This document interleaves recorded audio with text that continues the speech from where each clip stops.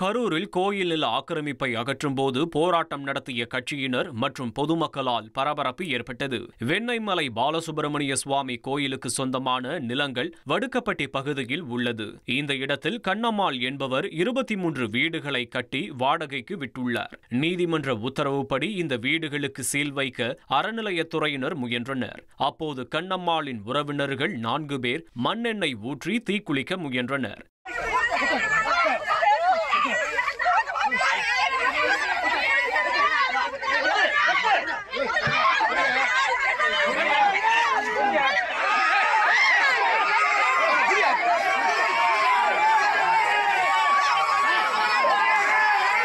தகவல் அறிந்து வந்த அதிமுக முன்னாள் அமைச்சர் எம்.ஆர். விஜயபாஸ்கர் மற்றும் கரூர் எம்பி ஜோதிமணி உள்ளிட்ட கட்சியினர் அறநிலையத்துறை அதிகாரிகளிடம் பேச்சுவார்த்தை நடத்தினர்.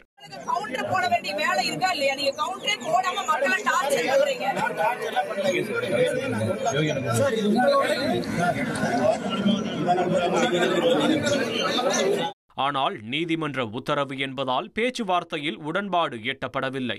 இதனையடுத்து ஆளுங்கட்சி உட்பட அனைத்து கட்சியை சேர்ந்தவர்களும் தரையில் அமர்ந்து போராட்டத்தில் ஈடுபட்டனர்.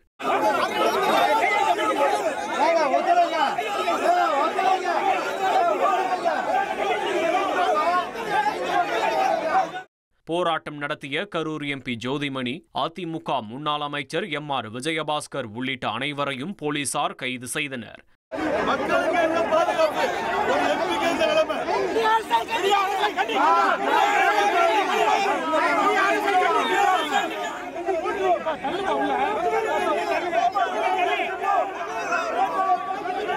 இதனையடுத்து அறநிலையத்துறையினர் கண்ணம்மாளின் 23 வீடுகளுக்கும் சீல் வைத்தனர்.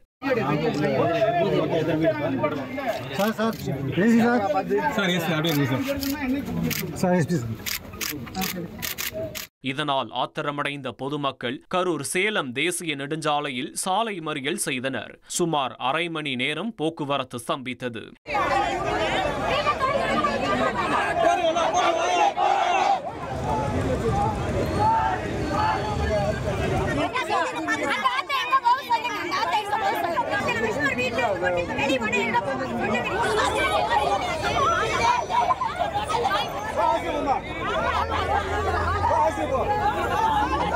இந்நிலையில் சாலை மறியலில் ஈடுபட்ட அனைவரும் கைது செய்யப்பட்டு தனியார் திருமண மண்டபங்களில் அடைக்கப்பட்டனர்.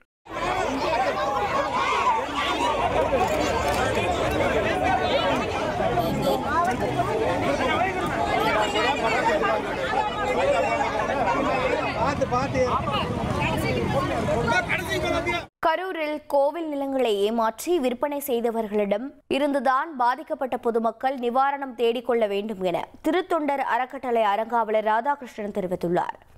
ஆக்கிரமிப்பு தொடர்பான நீதிமன்றத்தில் வழக்கு தொடர்ந்த ராதாகிருஷ்ணனை சந்தித்து பொதுமக்கள் பேச்சுவார்த்தை நடத்தினர். பின் செய்தியாளர்களை சந்தித்து அவர் இவ்வாறு கூறினார். கபடதாரர்களுடைய சூழ்ச்சி வழியில் சிக்காமல் சட்ட ரீதியான நிவாரணத்தை தேடுங்க. நீங்கள் யாரால் ஏமாற்றப்பட்டீர்களோ அவர்களிடம் தக்க உரிமையியல் குற்றவியல் வழக்குகளை தாக்கல் செய்து நிவாரணம் தேடுங்க. எடுத்தேன் கவிழ்த்தேன் அப்படின்னு எல்லாரும் இன்றைக்கி சொல்லுவாங்க.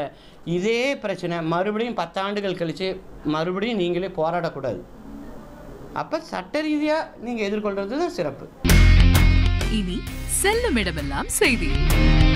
தந்தை டிவியின் வாட்ஸ்அப் சேனலை ஃபாலோ பண்ணினா செல்லருக்கும் இடமெல்லாம் செய்தி. இதோ QR கோட் இப்பவே ஸ்கேன் பண்ணுங்க, ஃபாலோ பண்ணுங்க.